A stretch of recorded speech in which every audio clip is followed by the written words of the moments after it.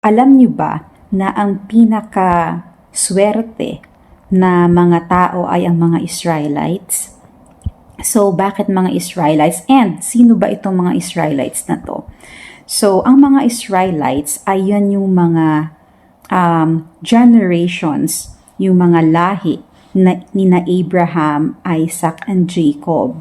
So, si Jacob, which is the apo of Abraham, siya yung tatay nung 12 tribes na pinanggalingan ng mga tinatawag na Israelites.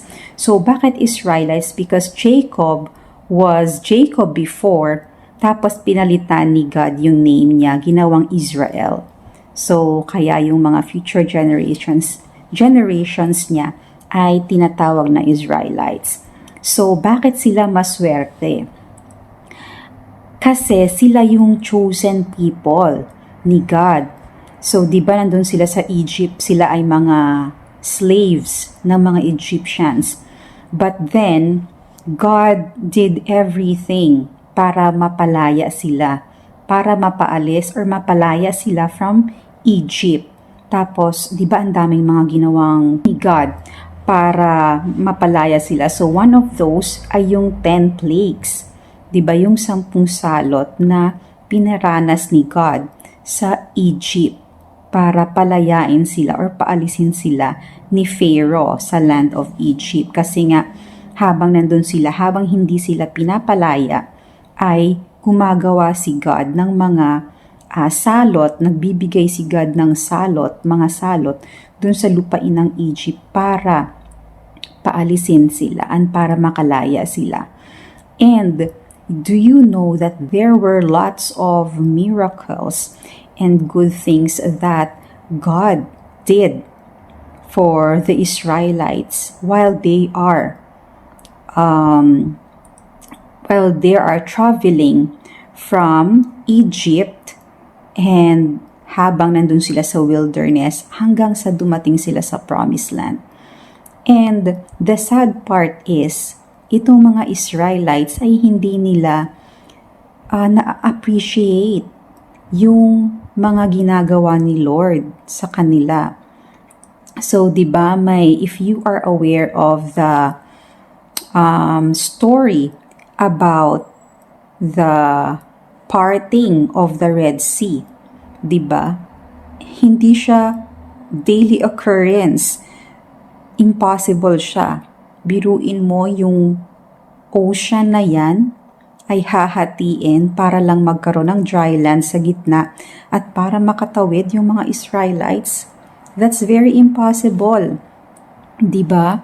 But God did that for them.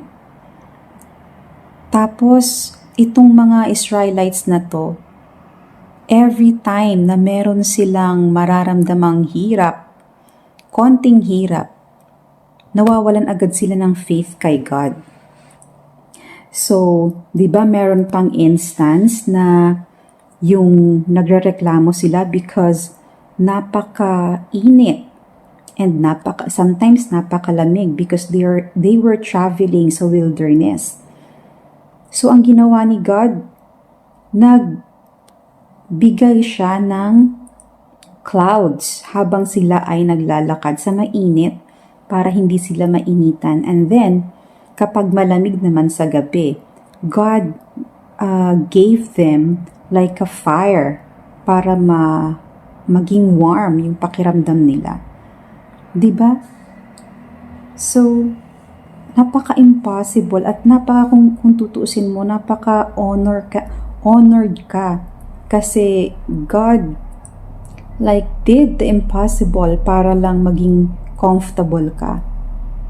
And then, when they were hungry, nagpadala si God ng mana para may makain sila dun sa wilderness. So, isipin mo yun, yung pagka-spoiled nila kay God. Ano pa? Diba yung times na isinulat, or binigay ni God yung 10 commandments? Tapos si Moses ay nawala ng 40 days and 40 nights kasi nga ini-instruct siya ni God.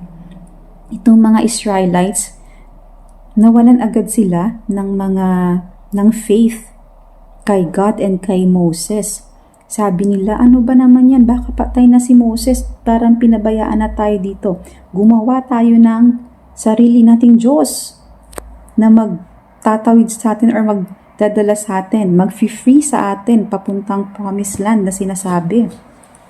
So isipin mo yun, hindi lang sila nawalan ng faith, kundi gumawa pa sila ng something na i-idolize nila and i-worship nila in replacement kay God.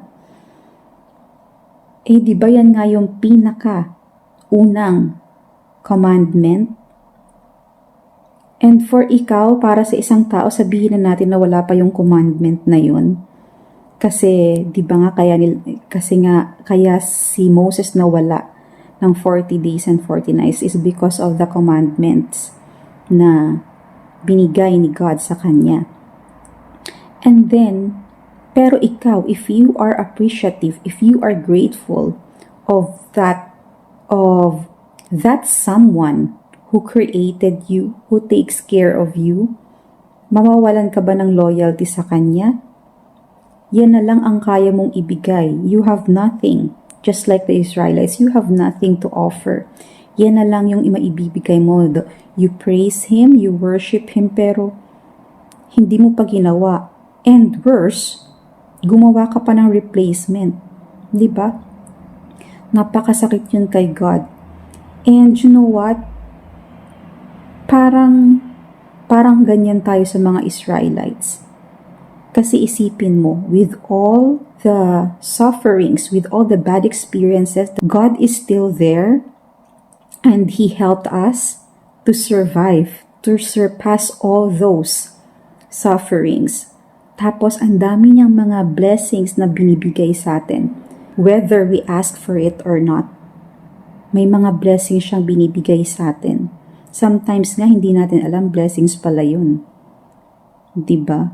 Blessings that we do not know about.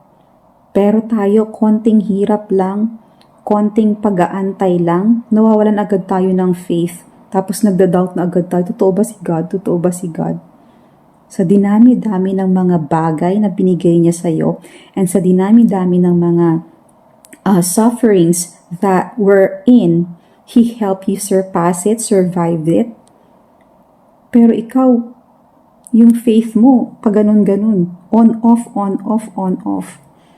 So, diba, kapag tayo, alam nyo, pag binasa nyo ang Old Testament, lalo na yung mga times ng mga Israelites sa wilderness hanggang sa promised land na sinasabi, maiinis kayo sa mga Israelites. But when you think of it, para tayong mga Israelites. So, I pray that we ponder about these realizations. Tapos maiisip natin that God is very good to us. He is very good all the time.